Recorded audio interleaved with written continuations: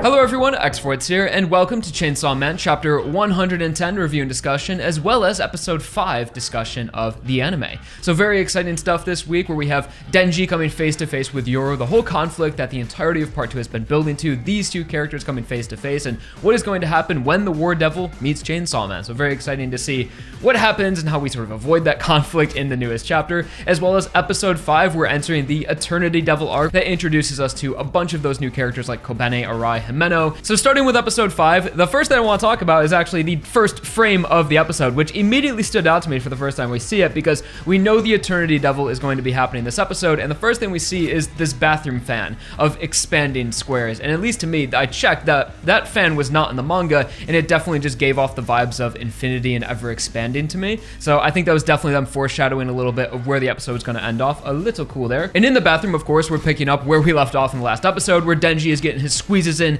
power, his gift sort of that he's being granted by her for saving her and saving Meowie from the Bat Devil. And if the mischaracterization of Denji hasn't fizzled out at least a little bit by now, I think this really should do a number on it, where even after Denji squeezes Power's boobs and he gets what he wanted, he still doesn't feel fulfilled in that way, and that's telling the audience as well as Denji himself that it's like, is this really what I wanted? Is this pain and this need I'm feeling coming from somewhere else? So definitely showing the readers that he doesn't just want to touch boobs, he got to touch boobs, and he's still unfulfilled by that. So clearly there's something else bothering him there.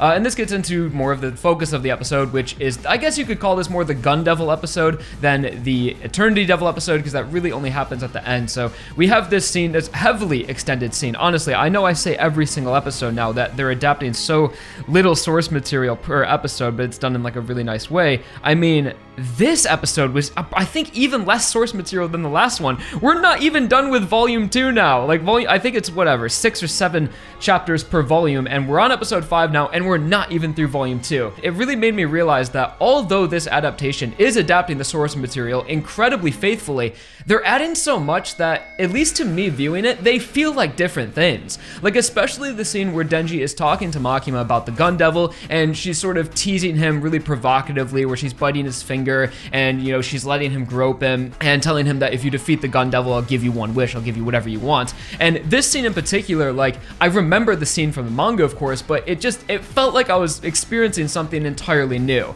I don't know if you guys get that vibe from the anime, at least tonally, and how dramatic it is, and the soundtrack, and how detailed everything is. It's a faithful adaptation, but it's being adapted so differently from how the manga was, they feel like separate things. It's two different mediums, so of course they're not going to be the exact same, but just, holy shit, the amount of stuff they're adding, it's making me like not recognize certain moments from the manga, because I was like, I literally had to go back and check. I was like, wait, how long was that scene with Denji and Makima where she's like touching his thumb, and it's like, it's 4 pages, and it was a few minutes in the anime, I felt like. So not a bad thing by any means. We of course still have the manga, which is eternal, that you can always go back and read, and this adaptation is just Mappa's take on the source material, which just so happens to be a lot more dramatic, a lot more cinematic, and just has a lot more detail in everything. And getting further into extended scenes is when we have Aki's flashback and the first attack of the Gun Devil. And this is also done a little bit differently. This is one of the most memorable scenes from the manga, when you have the Gun Devil attacks, where you have, this panel of Aki here, and it shows all of the deaths per capita of all around the world. And I really liked how they did that in the manga. I wouldn't say it's done worse than in the manga or anything. It's just done differently, and they add a lot to it,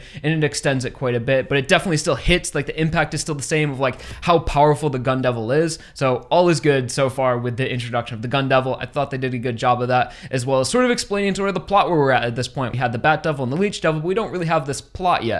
And this is where Chainsaw Man sort of sets up its more stereotypical shonen plot, where it's like, we need to collect pieces of this bigger devil, so we need to go hunt devils that have the pieces, and then eventually defeat like the strongest devil ever. So finally now at about, I want to say honestly, like the 14-minute mark is when we actually get to start the Eternity Devil arc, when we realize that this devil, which is hiding in this hotel, has a piece of the Gun Devil, and we need to go retrieve it from it, and a few devil hunters have already gone missing inside the hotel. And I always really like this arc, because we're introduced to Division 4, where you have Arai and Kobene and Himeno, and everyone's working together in this scene, and just like the aesthetics of the hotel, and everyone walking around and being lost and being confused and being scared and going insane and turning on each other, it's always been really fun to me. It always reminded me of The Shining, where you have these characters locked in a hotel, going insane, threatening to kill each other, just losing their goddamn minds essentially. And it's right about at this scene where the episode ends, right in the middle of chapter 15, I believe it was, the Endless 8th Floor, where we get that nice cliffhanger where Arai is like, hold on, are we lost? I swear we were just on this floor, and he goes down the stairs, and then Himeno and everyone see him coming.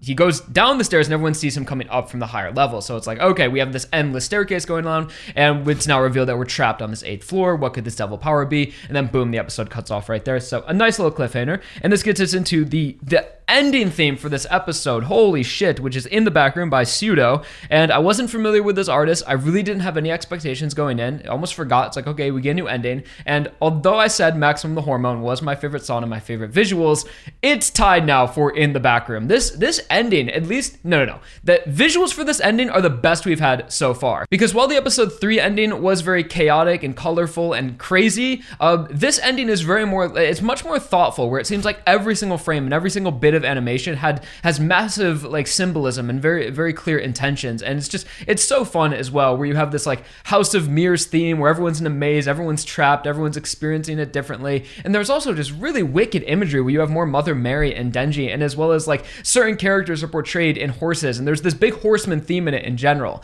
And I honestly don't see the symbolism in it so far. I thought, when you see the horses, you immediately think of the Horsemen of the Apocalypse. That's a big motif in Chainsaw Man. But the horses that we saw, so the first one we see is this black horse with no sort of motifs or any imagery on it, that's just galloping inside a prison. At least it looks like a prison cell. The bed is upside down, and then you have a urinal. Usually when a bed and a urinal are in the same room, it's like some sort of cell or some sort of prison. So maybe that could be the Control Devil, or the Control themed horse, or the Eternity horse, where that is them being trapped inside this building. The next one, where we see it's almost like a plushie with Kobeni's sword coming out of its head, so that horse represents Kobeni, at least I would assume. And then the next one is obviously Himeno, which is the centaur. Himeno centaur, for some reason, really, really cool. It seems to be only the girls that are getting the horses as well, because then the next horse is a power horse, and then the one after that is just the gun devil galloping. So I guess maybe it was just in the theme of the craziness of this opening, but I thought that was really cool that some of the characters got these individual horses that represented themselves. And then the episode ends off with Denji sort of in this void of white, this eternity,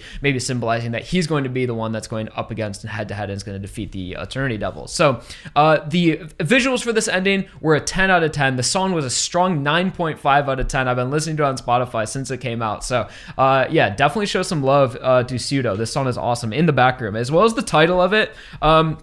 I want to say that the name of the song is definitely in reference to like the Backrooms creepypasta. So I'm sure you've heard of it before, where it's like, oh, there's a chance where you can no clip out of reality and fall into the backrooms, where it's just this liminal space that endlessly goes on forever, where it's just a vast emptiness and you can never escape. And if you're not familiar with the creepypasta, you might be familiar with the CGI visual representation of it by Kane Pixels, like a super viral video that was in the Backrooms, where it was like found footage of him exploring that, which definitely gives off Eternity Devil vibes. So it'd be really cool if the title of that song was in reference to the Backrooms themselves, because they are like this, at least visually, like very similar concepts. And I think that's going to do it for episode 5. I talked about it a little bit early in the episode review, but that's sort of like my take on the Chainsaw Man anime so far.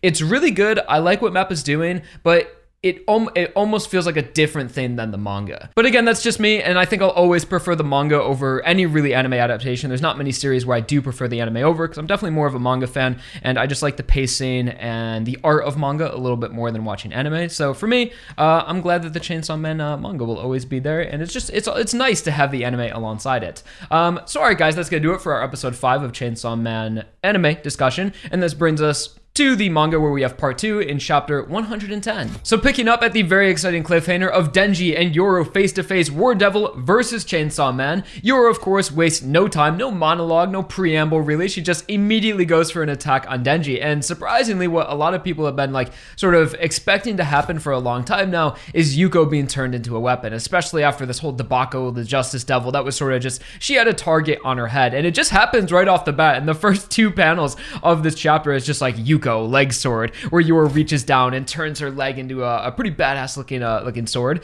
And it was like, at first I was like, wait, just like that, Yuko's just a weapon? But then you gotta remember that Yoro's in control now, and Yoro is, not very sympathetic towards humans, and she wouldn't really have to debate this with herself, being like, oh my god, I care about her. Of course Yoro doesn't care. So Yoro is just, now that she's in control, Asa's in the back rooms, she's immediately just able to take control of Yuko and turn her into a weapon. At least at this point, we're like, okay, so that's the end of Yuko. Everyone thought she was going to die after this whole interaction, but as we see later on in the chapter, something happens. But for now, yes, Yuko is turned to a weapon.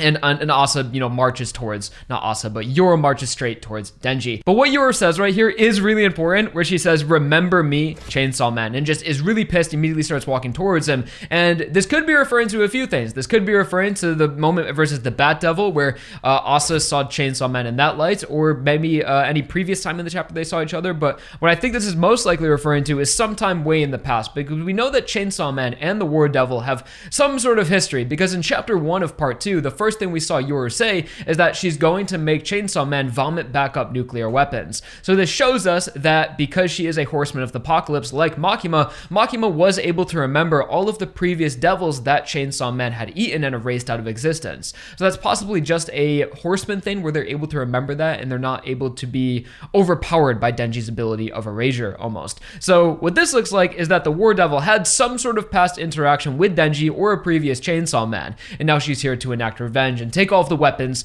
back that he's erased throughout history.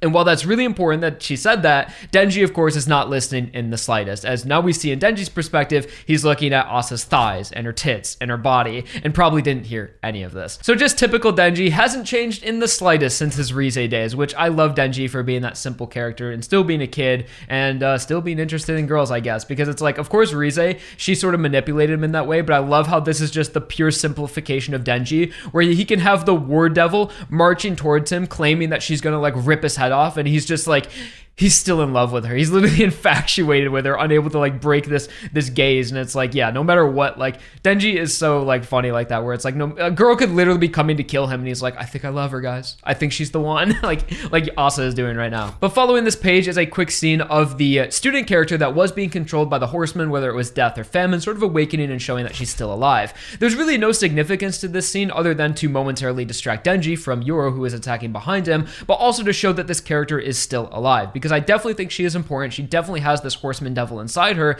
and she will be coming back at a certain point, and just showing that she's still alive and gets away. And I guess maybe a little bit of like characterization of Denji, showing that he might not be the hero that everyone thinks he is, as Denji's like, hey, I'm here to save you, and she's like, stay away from me, like, you monster. But really, I think this scene is just to show that this character is still important in some way, and she's still alive. So we weren't under the impression that she died during this interaction, because she will most likely be coming back in her human form or her apocalypse form. And then we see that as Denji's distracted, saying, oh, well, I'm a human on the inside too, I'm just like you, Yoro comes up behind him and goes for an attack. And on this panel right here, did anyone else think that Denji looks like Katana Man, or is that just me? I don't know if it's his school uniform, like his blazer he wears, but or the pose he's doing, but at least Denji in his blazer is definitely giving off like big Katana Man vibes.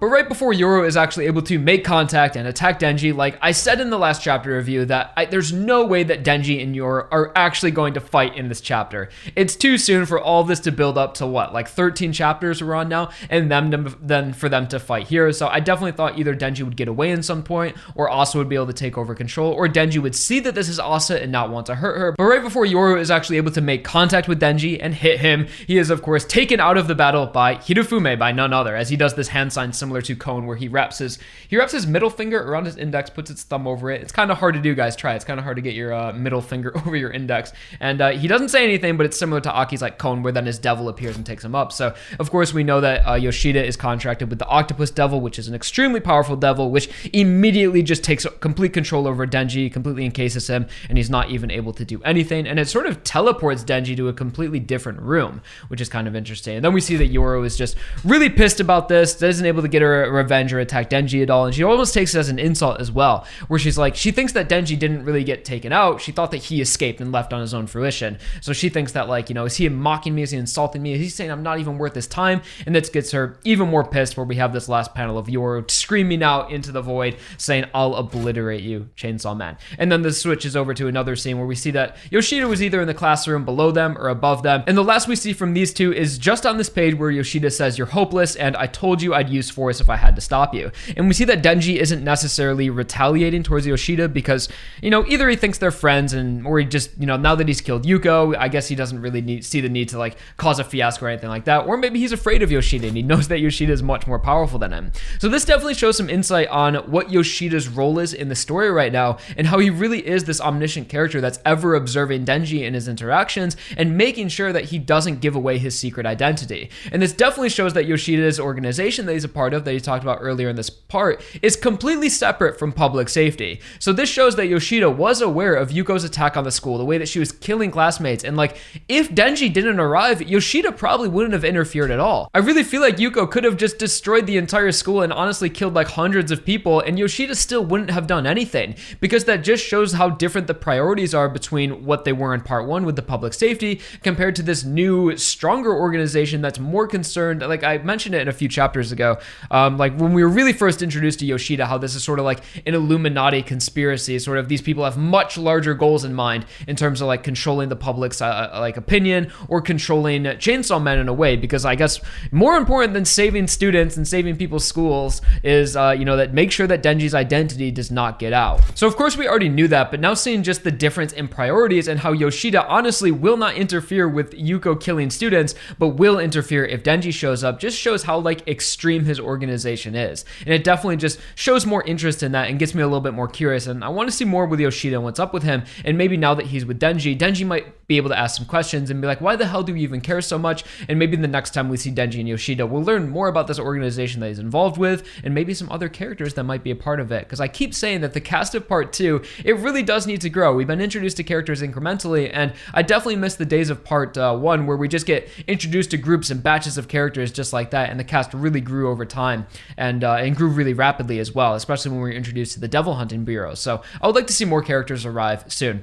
And this gets into the next page of the chapter, where we see the gossip of all the students talking about Yuko's attack and how the students died, and this brought some more curiosity to the Devil Hunters Club, because it says, I heard 4 kids from class 2 died, and I think we only saw 2 kids die in the hallway, and then we saw 3 of the kids from the Devil Hunting Club die, I guess. I guess the one got like stabbed through the chest. I definitely think he's dead, but the main guy who had sort of the cap on, he just lost an eye, and the girl with the katana was just knocked out the window. So I definitely think those 2 are still alive. We talked about that a lot a few chapters ago. So like I've said before, I would like those characters to come back and sort of make more friends within the Devil Hunting Club and school in general, and start building this freaking cast up. And also during the scene where the characters are gossiping, they actually share a little bit of insight into Yuko's past, where they say that Yuko was bullied when she was in middle school, and maybe this is why she made a contract with the devil. So this gives us more insight on why Yuko had this big vendetta against bullying in general and was really trying to protect Asa, maybe trying to protect her of something that happened, like trying to make sure nothing can happen to anyone else that happened to her in the past,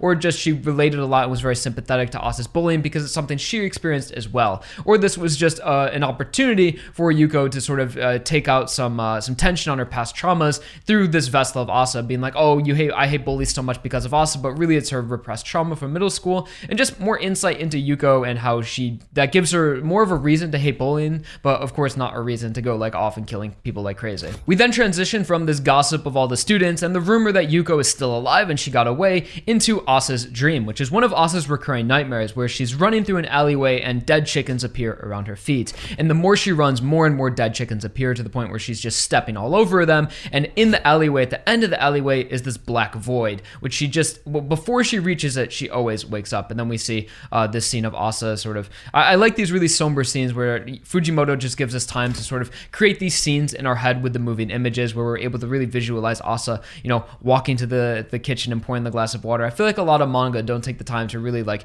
show us the character scenes and just, mundane movements of things like that. I definitely appreciate that in a weekly chapter as well, with only 18, 19 pages, Fujimoto still takes the time to fit in just these somber moments like this that give a more cinematic tone to the manga as well, and just sort of let us like recreate these scenes in our head on top of all the action and everything that's happened. But again, that's just a Fujimoto thing that I've always appreciated. But in terms of this nightmare right here, this is clearly even more paralleling between Asa and Denji, where Denji had the nightmare of the forbidden door, and this is sort of Asa's version of it, where she has this black void that goes beyond. And Denji, if you remember in his nightmares, he would always wake up before they see what lies beyond. So this could potentially be this trauma that's building from Asa right now. She maybe never had this nightmare before, but now in terms of the Bucky incident, now with Yuko, now with the War Devil, all of these things are culminating into this trauma that is manifesting in this nightmare and making this black void that Asa can't can't really face or doesn't want to face, or she wakes up right before it. And this is, of course, paralleling Denji's forbidden door, where what lies beyond the door is him killing his father and his dead father behind that he is repressed. So possibly even beyond this void is something that Asa hasn't told us yet, and us, the readers, don't know. That is a deeper past trauma that she hasn't faced, which would be pretty much exactly the same as Denji. But of course, the entire part has just been parallels between these two, building up that dichotomy between them. So really cool to also see that they're experiencing these nightmares where they aren't able to face these past traumas, and they experience them through their nightmares. So after Asa wakes up from her nightmare and she goes to grab a glass of water, she hears a ring on her doorbell, and the voice behind the door is Yuko, or at least reminds Asa of Yuko, and she says, "Don't open the door," which is again paralleling Denji. But of course it's Yuko saying that she doesn't want her to open the door because she doesn't know how she will react. She doesn't know if she's dangerous or if she'll kill them. But we now see in the final page of the chapter that Yuko got away somehow, and Yuko is still alive and is at Asa's door, and she says, "I told you not to open it." And it isn't quite the same Yuko that we know. She has these, she looks like the devil form of the Justice Devil that she was in, now of course much smaller and in a humanoid form, where her face is covered in these I don't even know, blades, I guess you'd call them, and then she has these little mantis arms. So what the hell is going on with Yuko right here? It clearly looks like she is a fiend, but the way that we know that fiends operate, this isn't a fiend. We know a fiend is created when a devil goes inside the corpse of a human and it resides within that, and it is very occasionally a fiend can have memories or sort of the personality of the human that exists in the body before them, like the violence fiend, but that was really the only example of this. Although from what we see, this is clearly still Yuko, as she maintains her humanity, or at least her memories and her sense of self. So what caused this? There's a few things. It could be her contract with the Justice Devil, because Yuko did mention that she never gave up anything in terms of her contract to get these powers. But as we discussed, it might be something that she didn't realize she was giving up. Maybe her entire heart, or maybe her body or something like that. So even if she died, the devil would still continue to be living on through her body and maintain her sense of self and her memories. So maybe she's a fiend in that way, or this could be a result of the powers of the resurrection that happened with the horsemen. That all happened off screen, that we know that Asa did something. Something caused Asa to pass out to bring Yuko back to life and make her expand and make her huge. So maybe that could be the lasting impact of the horseman's power that is leaving Yuko in the state. But this is very interesting to see where the series is going to continue from here. So it's like 1 a.m. in Asa's place, and just Devil Yuko shows up on her doorstep and is like, "Hey, Asa," and she's probably going to apologize. They're probably going to talk. They probably won't fight. It definitely looks like Yuko's not in a hostile state now that she sees Asa, but she definitely doesn't seem to be able to fully control this form as well, as she told Asa not to open the door and that she's sort of scared of herself. So I know I said that it was about a 100% chance that Yuko was going to die after this fight, but no, I was wrong. So it looks like Yuko is going to continue being a character in this story, but in a very different way. It doesn't look like she's going to be able to go to school anymore, so maybe Asa might feel responsible of what happened to Yuko and have to take care of her, and have to take care of this little demon person that's now living with her. I'm sure we'll see more of her later on in the next chapter, if she's able to control this form at all, if she's able to get rid of this weird way she's looking, or maybe she's still just healing, because what happened is that Denji killed her. All we saw is that he cut her up with the chainsaw, and he didn't eat her, of course, so she's not erased out of existence. But yeah, maybe the power from that horseman just gave her this everlasting vitality almost that made her recover from Denji's attack. But honestly, I really don't know what's going on with Yuko right here. I usually have some sort of a prediction or some sort of guess of what's going on, but from what I know about hybrids and fiends and devil contracts, this doesn't fit the mold for really any of them. And especially we don't know how permanent this design change is, so I guess we'll just have to wait and see. And I'm sure Yuko and Asa will talk about this, and we will get this big explanation of what's going on with her, or at least how she's feeling, and maybe we can piece the pieces together. And maybe they'll even talk about what happened in that off-screen moment where Yuko will be like, "Hey Asa, remember when that person came up and said, blah blah blah blah blah?" And yeah, maybe that's how it'll be revealed what happened with that horseman. And that's it for the chapter. That is a solid 18 pages of Chainsaw Man, guys. Like, we got action, we got Chainsaw Man killing a devil, we got Yoru busting out some moves on Denji, we had Hitofume, and then we have even more symbolism with Asa and her nightmares, and setting up more for the future with Yuko arriving now at Asa's place. So thank you very much, Fujimoto, for another banger 10 out of 10 chapter, peak fiction. And yeah, let me know what you guys thought about the chapter. Let me know what you guys think is going on with Yuko right now. I'm honestly at a loss. I think this is definitely a new type of devil that is born from either the Horsemen or some sort of different contract, or maybe something very specific to the Justice Devils. Let me know what you guys think. And thank you all so much for watching Chainsaw Man Chapter 110 review and discussion. I'll see you all next week for episode 6, more of that Eternity Devil goodness, and see what the hell's going on with Yuko. So, all right, like the video if you enjoyed, subscribe for more. I'll talk to you guys later. Peace.